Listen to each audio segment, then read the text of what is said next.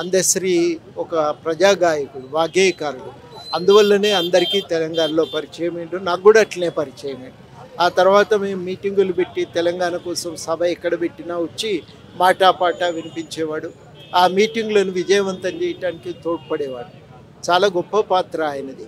ఆ విధంగా అందశ్రీ పాత్ర అనేది చాలా గొప్పది. దానికి అట్లా ఏర్పడిన పరిచయము. ఆయన మీటింగ్లకు వచ్చి పాడుతుంటే ప్రజలే ఆ జయ జయ హే తెలంగాణ పాటను వాళ్ళే విని దాన్ని జాతీయ గీతంగా ప్రకటించుకున్నారు. ఎప్పుడు ఆ జాతీయ గీతం పాడాలి, ఆ పాడినాకనే మీటింగ్ స్టార్ట్ చేయాలని చెప్పి ప్రజలు కోరుకున్నారు. అట్లా ఒక జాతీయ గీతాన్ని మనకు అందించింది. ఒక చదువురాని వ్యక్తి, పశువుల కాపరి, ఒక గ్రామ అండతో ఎదిగినటువంటి వాడు.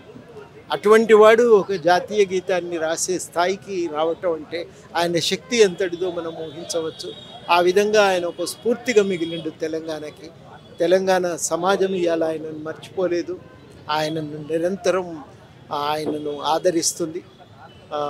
ఇవాళ కీలకం ఏంటంటే ఆయన ఆ పాటకు జాతీయ హోదా ప్రజలు ఇచ్చిండ్రు, ప్రభుత్వం గుర్తించాలనుకున్నాడు. ఈ ప్రభుత్వంలో అది కోరిక నెరవేరింది.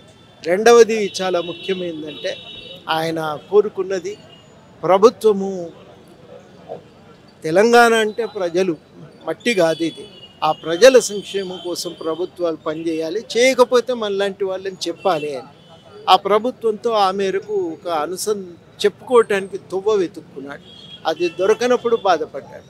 ఇవాళ మనం కోరేది ఏంటంటే ఇవాళ ఆ అవకాశం కలగాలి. అదేవిధంగా ప్రజా కళలు, సాహిత్యానికి కూడా ఒక గౌరవం, రక్షణ ఉండాలి.